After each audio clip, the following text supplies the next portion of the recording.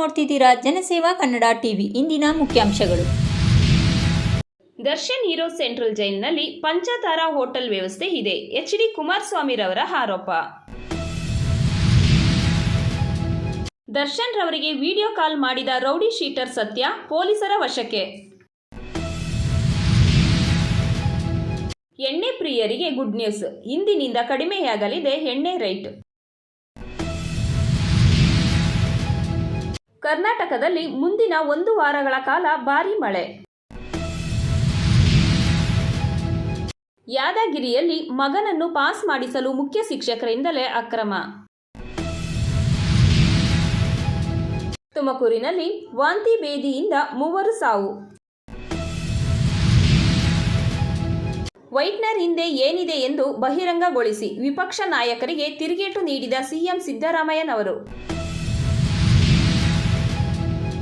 ಮಂಡ್ಯ, ಕಲೆಯಿಂದ ಸರ್ವರನ್ನು ಒಗ್ಗೂಡಿಸಲು ಸಾಧ್ಯ, ಗೊಲ್ಲಹಳ್ಳಿ ಶಿವಪ್ರಸಾದ್ ರವರ ಹೇಳಿಕೆ. ಸಿಎಂ ಸಿದ್ದರಾಮಯ್ಯನವರ ತೇಜೋವಧೆ ಖಂಡಿಸಿ ನಾಳೆ ರಾಜಭವನ ಚಲೋ. ವೈಟ್ನರ್ ಅಡಿಯಲ್ಲಿ ಅಡಗಿಸಿಟ್ಟಿದ್ದ ಅಕ್ಷರಗಳಿಗೆ ಟಾರ್ಚ್ ಹಾಕಿರುವುದು ಸಿಎಂಗೆ ಶೋಭೆ ಅಲ್ಲ, ಎಚ್.ಡಿ. ಕುಮಾರಸ್ವಾಮಿರವರ ಪ್ರತಿಕ್ರಿಯೆ.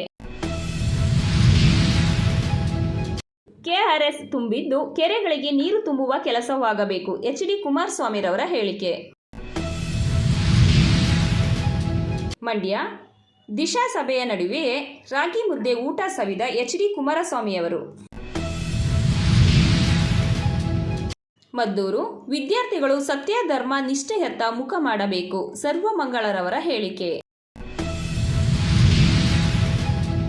ನಾಗರಹೊಳೆ, ಆದಿವಾಸಿ ಕುಟುಂಬಗಳಿಗೆ ಕಂಬಳಿ ವಿತರಣೆ, ಅವಿಸ್ಮರಣೀಯ ವಿನಯ್ ಕುಮಾರ್ ರವರ ಹೇಳಿಕೆ. ಸಬ್ಸ್ಕ್ರೈಬ್ ಬಟನ್ ಮೇಲೆ ಕ್ಲಿಕ್ ಮಾಡಿ ಹಾಗೂ ನಮ್ಮ ಹೊಸ ವಿಡಿಯೋ ನೋಟಿಫಿಕೇಷನ್ಗೋಸ್ಕರ ಪಕ್ಕದಲ್ಲಿ ಕಾಣುವ ಬೆಲ್ ಬಟನ್ ಮೇಲೆ ಕ್ಲಿಕ್ ಮಾಡಿ ಹಾಗೂ ಲೈಕ್ ಮಾಡಿ, ಶೇರ್ ಮಾಡಿ, ಕಮೆಂಟ್ ಮಾಡಿ.